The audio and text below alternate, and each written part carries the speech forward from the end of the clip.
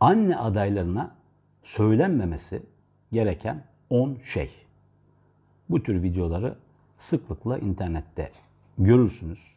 Hatta böyle post şeklinde Instagram'da, diğer sosyal medyada da görebilirsiniz. Ben kendi gördüklerimi, kendi gözlemlerimi size aktarmak istiyorum.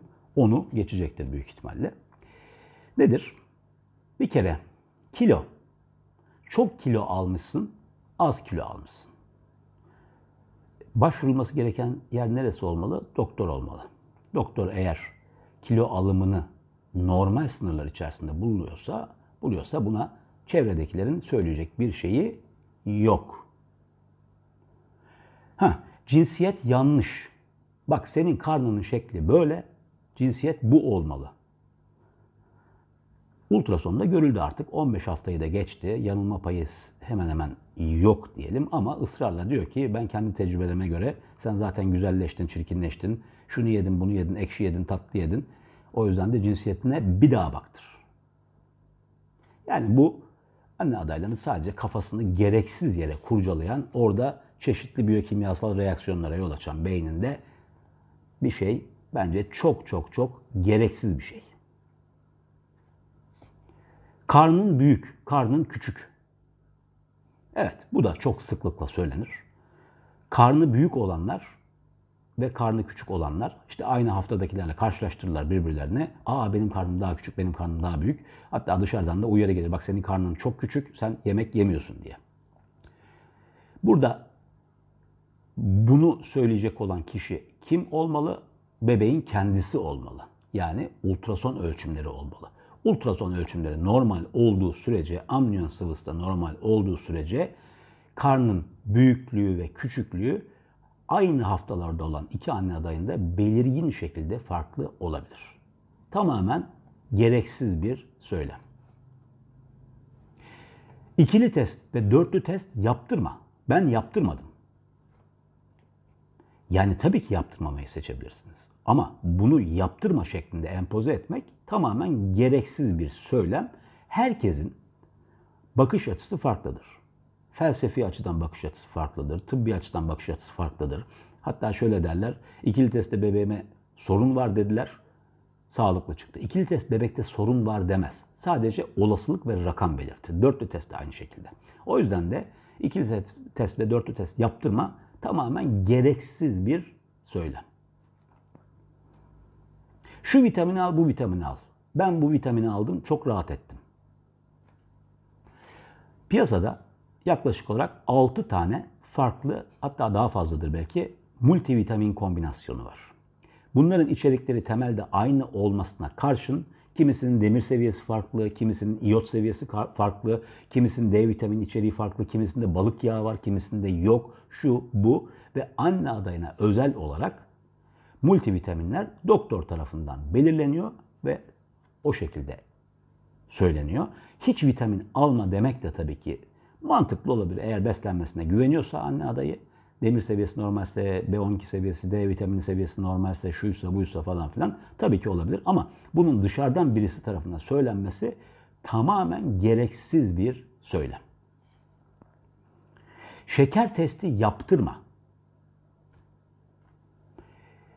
Hemen hemen tüm internet sitelerinde, hemen hemen değil, bence araştırmadım ben hepsini ama yani Almanca, İngilizce, İtalyanca ve Fransızca olan kaynakları olan internet sitelerine, ülkelerine baktım. Hepsinde bizim de Sağlık Bakanlığımızın internet sitesinde ve bize dağıttığı yönergede gebelik şekeri tarama testi yaptırın diyor. Neden? Bu sizin lehinize olan bir şey. Eğer gebelik şekerinin tanısını koyamazsak o zaman bebekte ve anne adayında çeşitli sorunlara neden olabilir. Bununla ilgili onlarca video var. Onları izleyebilirsiniz.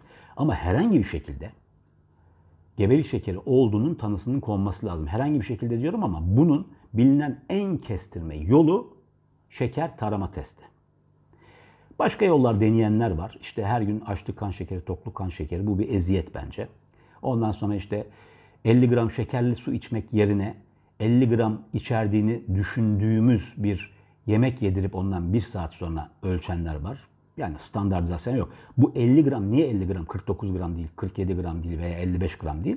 Çünkü yapılan binlerce ölçüm bu 50 grama odaklanmış. Yani siz anne adayına bir öğün verdiğiniz zaman bunun içinde 50 gram glikoz dışında çok çeşitli proteinler var, yağlar var, şunlar var, bunlar var. O ölçümü standartize edemezsiniz. Yani 1 saat sonraki o 140 rakamının geçerliliği onlar için tabii ki söz konusu olamaz. Çünkü standartların dışına çıkmış oluyoruz. Demek ki şeker tarama testi 50 gramla veya gerekli durumlarda 100 gramla ve bazen de tek basamak 75 gramla yapılması önemli diye söylüyoruz. Bunu yaptırma şeklinde söylemek tamamen gereksiz bir söylem. Anne adayının beyin biyokimyasında gereksiz bir karmaşaya neden oluyor. Tamam mı? Anne adayının odaklanması gereken daha farklı şeyler var. Oldu mu? Spinal epidural yaptırma. Çünkü tutmuyormuş, ağrı oluyormuş, sakat kalınıyormuş, felç olunuyormuş, şu oluyormuş, bu oluyormuş. Günümüz teknolojisinde her cerrahi prosedürün bir yan etkisi ve komplikasyonu olmakla birlikte artık spinal ve epidural anestezi doktorları tarafından oldukça iyi bir şekilde uygulanan bir yöntem haline geldiği için gerekli durumlarda sezaryanda genel anestezi yerine normal doğumda da işte başka bir ağrı kesici yöntem kullanılmayacaksa veya anne adayı kendisi ben sancımı çekeceğim diye seçmemişse o zaman epidural uygulanabilir.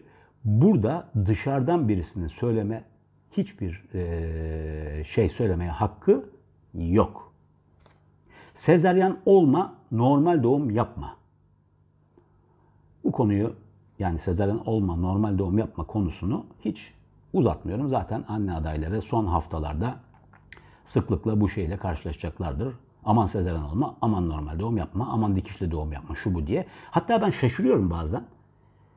Patronlar mesela, yani bayan patron da olsa fark etmez, erkek patron da ne şekilde doğum yapacaksın diye soruyor. Bu çok yani saçma sapan bir soru. Yani hiç kimseyi ilgilendirmez sizin doğum şekliniz. Tamam mı? Önemli olan ne zaman doğum yapacaksın? Güzel bir soru ama nasıl doğum yapacaksın? Öyle mi doğum yapacaksın? Falan filan. Bunlar tamamen gereksiz söylemler ve hatta hiç sorulmaması gereken şeyler. Nasıl doğum yapacaksın? İşte öyle yapma, böyle yapma falan filan diye. Benim aklıma gelenler bunlar. Yorumlara gereksiz söylemler altında tabii ki mutlaka sizin de aklınıza gelecek dolu şey vardır. Bunları yazabilirsiniz. Ben yorumlara cevap vermiyorum ama o yorumları ön plana çıkartabilirim, görünür hale getirebilirim. Çünkü yorumları maalesef yanıtlayacak bir vaktim yok. Ama siz yorumlarda belki diğer anne adaylarına yardımcı olabilecek şeyler yazabilirsiniz uygun bir dille. Tamam. Yani özet olarak söylemek gerekirse anne adayının çevresinde parazit yapmanın hiçbir anlamı yok. Anne adayı kendi haline bırakılsa çok daha sağlıklı bir ruh haline kavuşacakken bu söylediğimiz gereksiz şeylerle, tamamen gereksiz, sırf konuşmak için söylenmiş şeylerle bizim insan olarak öyle bir hastalığımız da var. Mutlaka konuşmak zorunda hissediyoruz kendimizi.